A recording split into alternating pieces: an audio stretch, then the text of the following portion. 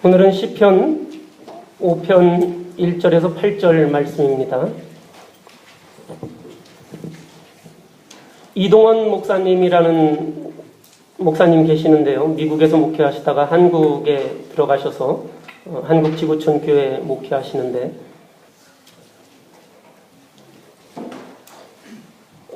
그 목사님이 쓰신 아침 기도라는 책 중에 이런 대목이 나옵니다. 아침의 기도는 주 안에서 하루를 그의 뜻을 따라서 계획하게 합니다.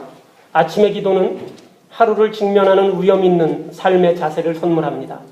아침의 기도는 우리의 창조주 앞에 머리를 조아리게 하고 무릎을 꿇게 합니다. 아침의 기도는 우리를 겸허하게 합니다. 이런 말씀이 있습니다. 오늘 본문 시편 5편도 아침에 드리는 그러한 기도입니다. 3절에 보면 여호와여, 아침에 주께서 나의 소리를 들으시니 아침에 내가 주께 기도하고 바라리이다. 이 말씀처럼 다윗은 하루를 시작하는 아침에 기도했습니다. 예수님도 새벽 미명에 일어나서 기도하셨습니다. 아침에 하나님 앞에 드리는 기도, 이것은 우리를 겸허하게 하고 우리를 창조주 야훼 앞에 머리를 조아리게 하고 무릎 꿇게 합니다. 우리가 제가 이 아침 기도라고 해서 또 새벽 기도하고 아침 기도하고 뭐가 다른가 생각을 좀 해봤습니다. 우리 전에 저희 교회 전도사님, 제가 학창 시절 때, 고등학생 때 저희 교회 전도사님이 계셨는데, 전도사님이 아침에 일어나시지를 못해요. 학교도 이렇게 매일 듣고 그런 분이 좀 있죠. 아침잠이 많아서 아침을 못 일어나세요. 전도사 할 때는 아침에 못 일어나도 괜찮았는데, 이제 교회를 개척해서 담임 목사가 됐는데 아침에 못 일어나는 거예요. 한국에서 수원에서 목회를 하시는데 아침에 못 일어나는 겁니다. 5시, 4시 이렇게 새벽 기도를 하는데 못 일어나시는 거예요. 그래가지고 이 전도사님이 바꿨어요. 예배를 바꿨습니다. 그래서 저녁 기도회라고 해가지고 9시부터 10시까지 기도회를 했어요. 그러니까 교인들도 되게 좋아해요. 아침에 일어나기 싫은데 잘 됐다 그래가지고 또 많이 옵니다. 회사 끝나고 이렇게 오니까 또 이렇게 하고, 그래서 다 서로 윈윈하면서 굉장히 좋았던 기억이 있습니다. 근데 우리가 내가 보통 아침에 기도한다 그러면은 이렇게 아침에 내가 눈 뜨면 하나님 감사합니다. 오늘 하루도 저하고 함께 해주세요. 이렇게 하죠. 내가 눈 뜨고 싶을 때 하는 겁니다. 그러면 밥 먹을 때도 그렇게 하고요. 아침밥 먹을 때도 아침 기도를 할 수 있고, 그렇죠. 잊어버릴 수도 있는 겁니다. 그렇지만 여기에 나오는 본문 시편 5편에 나오는 이 아침 기도라는 것은 우리가 새벽 기도하는 것처럼 시간을 정하고 또 뜻을 정해서 잊어버리지 않고 의무적으로 매일매일 하나님 앞에 기도하는 쪽에 가까운 것이죠. 그래서 예수님께서도 새벽 미명에 일어나서 기도하셨고, 다윗도 하루를 시작하는 아침 기도를 했습니다. 오늘 본문은 표제가 다윗의 시입니다. 다윗의 시. 다윗이 지은 시인데, 다윗의 삶은 고난의 연속이었습니다. 너무나 많은 고난들이 다윗에게 있었어요. 그런데 다윗은 이 고난 가운데서도 오직 주님께 의지하고 주님을 경외하고 어려움을 극복했던 것을 볼 수 있습니다. 오늘 1절 2절에 보면 여호와여, 나의 말에 귀를 기울이사 나의 심정을 헤아려 주소서. 나의 왕, 나의 하나님이여, 내가 부르짖는 소리를 들으소서. 내가 주께 기도하나이다. 다윗이 구체적으로 어떤 고난을 당해서 이 기도를 드렸는지 모르겠지만 아주 간절한 마음으로 기도하고 있습니다. 다윗이 드린 기도를 통해서 우리는 주님을 의지하는 사람이 어떤 사람인지, 어떤 마음을 가지고 있는지 그 모범을 볼 수 있습니다. 주님을 의지하는 사람은 첫 번째로 하나님 앞에 솔직한 사람이 주님을 의지하는 사람입니다. 다윗은 자신의 모습을 있는 그대로 아버지께 고백합니다. 어린 자녀들이 어렸을 적에는 부모님에게 솔직한데, 이제 장성해서 나이가 자라면서 자기의 힘이 생기면서 자기가 무언가를 할 수 있다고 할 때 이 부모님께 또 솔직하지 못해지는 그러한 경향이 있습니다. 하나님 앞에 솔직한 사람, 다윗이 그런 사람입니다. 자신의 있는 모습 그대로를 하나님께 고백하는 사람입니다. 나도 다윗처럼 있는 모습 그대로 솔직하게 하나님 앞에 고백할 수 있어야 합니다. 하나님은 우리가 꾸밈없이 하나님 앞에 솔직히 드리는 기도를 하나님이 들어주십니다. 유명한 부흥사인 무디라는 분이 계시죠. 무디와 그의 파트너 생키가 스코틀랜드의 어느 도시에서 부흥 집회를 할 때 한 소녀가 이 무디에게 그런 말을 합니다. 자기가 아무것도 가진 것이 없고 아무것도 배운 것이 없어서 자기 영혼의 문제에 대해서도 자기가 제대로 알지 못하고, 그래서 무디 목사님에게, 목사님, 나는 성경도 읽지 못하고 기도도 할 줄 모릅니다. 그리고 이 소녀가 하늘을 향해서 손을 높이 들고, 예수님, 나의 이런 모습을 부족한 대로 받아주시옵소서, 이렇게 기도를 드렸습니다. 무디 목사님은 이 소년을 보고 이미 내가 성령을 받았다고 했습니다. 아무것도 배운 게 없고, 그래서 성경도 읽지 못하고 기도하는 법도 알지 못하는데, 이 소녀가 아무것도 모르지만 부족한 나를 이대로 받으시옵소서라고 기도할 때 이미 성령이 그와 함께 했다고 무디 목사님이 말했습니다. 이 소녀의 이런 구원 체험을 지켜보던 엘리자 해밀턴이라는 분이 이 소녀의 외침을 찬송시로 옮겼습니다. 나의 부족한 이 모습을 이대로 받으시옵소서. 이것이 이 찬송가 214장입니다. 나 주의 도움 받고자 주 예수님께 빕니다. 그 구원 허락하시사 나를 받아주소서. 엘리자 해밀턴이 지은 이 시입니다. 이 소녀의 구원 체험을 보고 이 소녀가 체험한 그 성령 받은 것을 보면서 이 찬송시를 지었습니다. 나 주의 도움 받고자 예수님께 빕니다. 아무것도 성경도 읽을 줄 모르고 기도도 할 줄 모르는 이 소녀가 하나님 앞에 온전히 자기 자신을 드렸을 때 이런 간증이 나옵니다. 내가 모르면 모른다고, 아프면 아프다고, 슬프면 슬프다고 눈물을 흘리며 주님 앞에 나아갈 때 주님은 우리의 인간적인 모습을 탓하시는 것이 아니라 어머니 같은 마음으로, 아버지 같은 마음으로 우리의 기도에 응답해 주시며 위로해 주실 줄로 믿습니다. 오늘은 아버지 날인데 제가 어느 글에서 그런 거를 읽었어요. 저는 그렇지 않습니다. 저는 그렇지 않지만 여기 앉아 계신 아버지들은 그럴 것 같아요. 아버지들은 밥을 먹으면서도 밥을 흘린다는 거예요. 왜 그러고 보니까 제 자랑이 되네. 좋은 뜻이에요. 흘린다는 거. 아버지들은 밥을 먹으면서도 밥을 흘린답니다. 왜 흘리겠습니까? 마누라 무서워서? 그런 거 아니죠. 오늘 아버지 날인데. 아버지들은 밥을 먹으면서도 밥을 흘리는 이유가 걱정이 많아가지고. 아들, 딸 생각하고 집안일 생각하느라고 밥을 먹으면서도 이 밥이 입으로 제대로 안 들어가서 이 밥을 흘린다는 거예요. 물론 아버지들이 막 밥을 흘리고 막 이렇게 떨어뜨리고 이런 뜻이 아니고 이제 그런 어떤 은유적인 비유겠죠. 아버지들은 자녀들을 걱정하고 집안을 걱정하고 모든 일을 걱정하기 때문에 이 밥을 먹어도 밥이 입에 제대로 들어가지 않는다는 그런 뜻이죠. 아버지들의 마음이 굉장히 무겁죠. 이런 이 아버지들도 우리가 나의 어려움을 주님 앞에 내어놓을 때 주님 앞에 어린아이와 같은 모습으로, 아버지들은 여자분들은 이렇게 잘 울고 그러지만 이 남자분들은 잘 안 울죠. 이제 남자들이 한 대학교 한 11학년, 12학년 되면은 그때부터 이렇게 잘 안 울죠. 하지만 아버지들도 하나님 앞에 겸손한 마음으로 자기의 모든 것을 내어놓고 나아가면 주님께서 응답해 주시고 위로해 주실 줄로 믿습니다.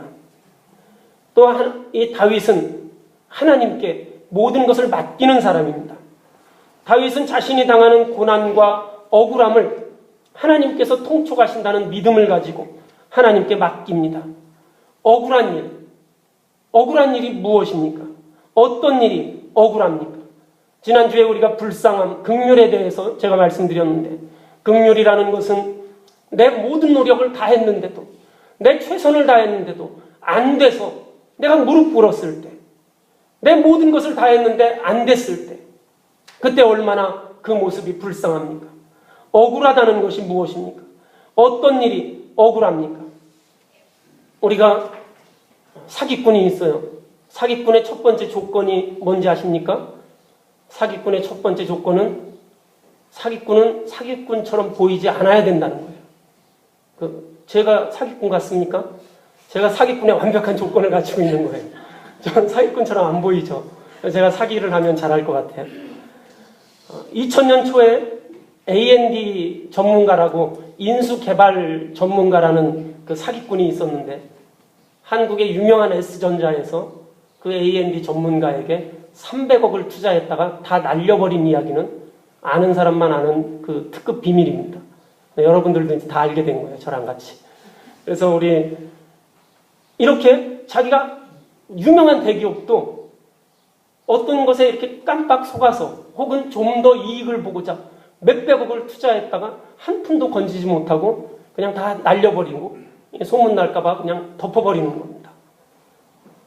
우리가 뭐 그런 일이 억울합니까? 우리가 보통 억울한 일을 겪을 때 내 욕심 때문에 억울한 일을 많이 겪게 됩니다. 어떤 분들이 저도 어떤 분이 그러세요. 어떤 분이 자기가 오래전에 처음에 토론토로 이민 왔을 때 놀스역에다가 뭐 땅을 사자고 그랬는데 그때 땅 샀으면은 지금 되게 부자 됐을 텐데 억울하다 그러세요. 뭐 물론 그건 억울하기도 하겠죠. 그렇지만 그것은 그렇게 억울한 일이 아니에요. 우리가 무슨 뭐 사기를 당했다. 내가 뭐 300억을 가지고 3천억을 만들려고 하다가 좀 안 좋은 방법으로 3천억을 만들려고 했다가 사기를 당했다. 그건 뭐 그렇게 억울한 게 아닙니다. 내가 아무런 노력도 하지 않고 불로소득을 하려고 그렇게 했다가 내가 어려움을 당했다. 그것도 억울한 일이 아니죠. 억울한 것은 내가 진실되게 모든 일을 행하는데 행악자들이, 힘이 있는 사람들이 나를 속이고 나를 짓밟고 억눌러서 그래서 내가 하고 있는 모든 일들이 다 무너져 내릴 때 그것이 억울한 겁니다. 내가 내 노력을 다 했는데 힘이 있는 사람들이 그 힘으로 나를 짓밟을 때 그것이 억울한 일입니다. 나라의 권력이, 국가 권력이 한 개인을 짓밟을 때 그것이 억울한 일입니다. 이런 그 억울한 일들, 이런 속상한 일들, 이 일을 의로운 재판장이 되시는 하나님께 기도하고 부르짖을 때 그 문제를 하나님께서 반드시 맡기시고 그것을 반드시 해결해 주신다는 그 믿음, 그것이 그 믿음을 가지고 있는 사람이 의로운 사람이고 그 사람이 다윗입니다. 그래서 다윗은 그렇게 기도합니다. 오만한 자들이 주의 목전에 서지 못할 것입니다.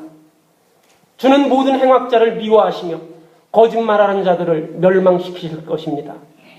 여호와께서는 피 흘리기를 즐기는 자와 속이는 자를 싫어하십니다. 이렇게 기도합니다. 오만한 자들이 자기의 힘을 믿고 가난한 이들을, 힘이 없는 이들을, 짓밟는 사람들을 그들은 주님의 목전에 서지 못할 것이라고 그렇게 말했습니다. 우리 개인을 국가의 권력이 짓밟을 수도 있습니다. 사회의 권력이 짓밟을 수도 있습니다. 교회의 권력이 개인을 짓밟을 수도 있습니다. 얼마나 억울합니까? 나는 하나님 앞에 늘 신실했는데, 나는 하나님 앞에 늘 정직했는데, 내 삶은 늘 신실했는데, 그런데 그러한 부당한 권력들이 나를 짓밟을 때 그것이 얼마나 억울합니까? 다윗도 이러한 억울함이 그의 삶에 있었습니다. 그는 늘 하나님 앞에 정직했는데, 그는 늘 사람들 앞에 신실했는데 그를 죽이려는 무리들이 있었습니다. 시기하고 질투하는 이들이 있었습니다. 다윗이 하나님 앞에 기도합니다.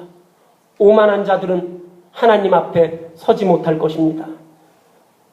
억울하고 속상한 일이 있을 때 분노하고 미워하기보다는 우리의 마음을 깊이 헤아리시는 하나님께 나의 억울함을 맡김으로써 마음의 평안을 우리가 찾을 수 있어야 합니다. 내가 하나님 앞에 잘못된 길로 가지 않았다면, 사람들로 하여금 또 권력으로 하여금 내가 짓밟히고 어려움을 당한다면 하나님께서 반드시 신원해 주신다는 그 믿음을 우리가 가져야 합니다. 그렇지 않으면 우리의 마음이 상하게 될 뿐만 아니라 내 육신까지도 병들게 됩니다. 우리의 사정을 누구보다도 잘 아시고 이해하시는 하나님께 내어 맡기고 하나님의 응답을 기다림으로써 영육 간에 우리가 강건함을 유지해야 합니다.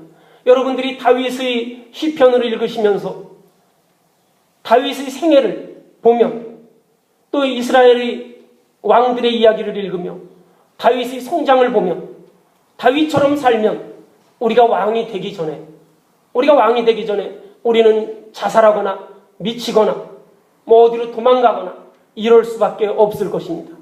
그런데 다윗은 그것을 견디고 왕의 자리에 올랐습니다. 얼마나 대단합니까? 그 비결이 어디에 있습니까? 하나님께서 나를 아신다는 것입니다. 하나님께서 나를 이해하신다는 것입니다. 하나님께서 나와 함께 하시기 때문에 내가 그분에게 내어 맡긴다는 것입니다. 우리 돌아가신 김대중 전 대통령 그 자서전에 보면 짤막한 그런 하나님을 언급하는 그런 구절이 있습니다. 그분을 인동초다, 오래 참는다, 그런 이야기 하시는데 그 자서전에 기자와의 대담에서 기자가 어떻게 대통령께서는 그 모진 세월을 견딜 수 있었습니까? 그때 그 김대중 대통령이 아마 제가 알기로 천주교 신자인 것 같은데 하나님께 자기를 맡겼기 때문에 내가 하나님께 내 자신을 맡기지 않았으면 나는 이미 미쳤을 것입니다. 그런 그 대담이 있습니다. 내가 다윗을 보면 제가 생각해 봅니다. 내가 다윗과 같은 삶을 살았다면 나는 왕이 되기 이전에 이미 미치거나 죽거나 내 스스로 목숨을 끊었지 않았을까? 그만큼 다윗의 삶은 어렵고 힘들었습니다. 그런데 나를 이해하시는 하나님께 내 자신을 내어 맡길 때 그리고 하나님의 응답을 기다릴 때 다윗이 영과 육이 강건할 수 있었던 것입니다. 영과 육이 강건해서 그 강건한 육신으로 그는 버틸 수 있었고 유지할 수 있었고 끝내는 왕이 될 수 있었습니다. 우리 사랑하는 성도 여러분들도 이 다윗과 같이 하나님께 나를 내어 맡기고 하나님의 응답을 기다리시길 원합니다. 오늘 7절과 8절 말씀에 보면 다윗이 그렇게 고백하고 있죠. 오직 나는 주의 풍성한 사랑을 힘입어서 주의 집에 들어가 주를 경외함으로 성전을 향하여 예배하리이다.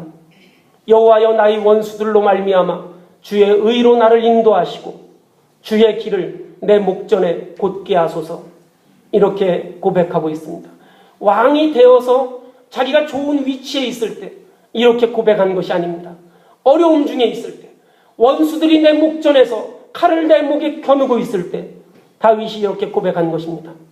하나님의 풍성한 사랑을 힘입어서 나로 하여금 주의 성전에 들어가서 하나님께 예배할 수 있게 해달라고. 하나님께서 나를 인도하시고 나의 길을 주님 앞에서 곧게 해달라고 그렇게 기도합니다. 다윗이 말하는 풍성한 사랑이라는 것, 여기서 말하는 주의 풍성한 사랑을 힘입어서 7절에 그렇게 나와 있는데 이 풍성한 사랑, 이것은 시편에서 처음으로 등장하는 단어입니다. 헤세드라고 히브리어는 그렇게 말하는데 시편에서 처음 쓰이는 단어가 바로 이 풍성이라는 단어입니다. 헤세드. 헤세드라는 것은 공의로운 하나님의 사랑을 가리킵니다. 의로운 하나님, 나의 의를 아시고 하나님 앞에 패악한 그 무리들을 징계하시는 그 하나님의 사랑을 가리킵니다. 다윗은 불의로 인한 억울함을 풀어주시는 하나님의 사랑, 그것을 풍성한 사랑이다 이렇게 표현하고 있는 것입니다.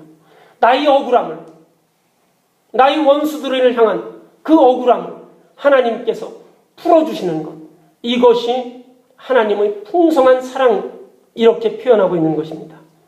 주님을 경외하고 성전에 나아가 예배드릴 것을 고백합니다. 내가 하나님의 풍성한 사랑을 힘입어서 그냥 사랑이 아니라 원수들을, 하나님 앞에 행악한 자들을 아무 이유 없이 자기의 힘을 믿고 자기 자신을 억누르던 그들을 하나님께서 물리쳐 주시고 나를 주의 성전으로 이끄시리라는 그러한 고백, 다윗이 경험했던 것처럼 하나님의 이러한 응답이 오늘 우리에게도 함께 하시길 바랍니다. 우리의 모든 것을 굽어 살피시는 왕이신 하나님을 의지하는 믿음을 우리가 간구하고 기도할 때, 하나님 앞에 내가 무릎 꿇을 때, 하나님 앞에 겸손한 마음으로 머리를 조아릴 때, 내가 하나님 앞에 솔직하게 하나님 앞에 설 때 우리의 삶 속에 하나님의 놀라운 응답이 나타나게 될 것입니다. 오늘도 우리 주님과 동행하며 하나님의 놀라운 응답을 체험할 수 있는 우리 윈저하님교회 성도 여러분이 되시기를 주님의 이름으로 축원합니다. 우리 다 같이 기도하시겠습니다. 자비하신 하나님, 주님께서 오시는 그날까지 우리의 모든 삶을 통하여서 하나님께 영광을 돌리며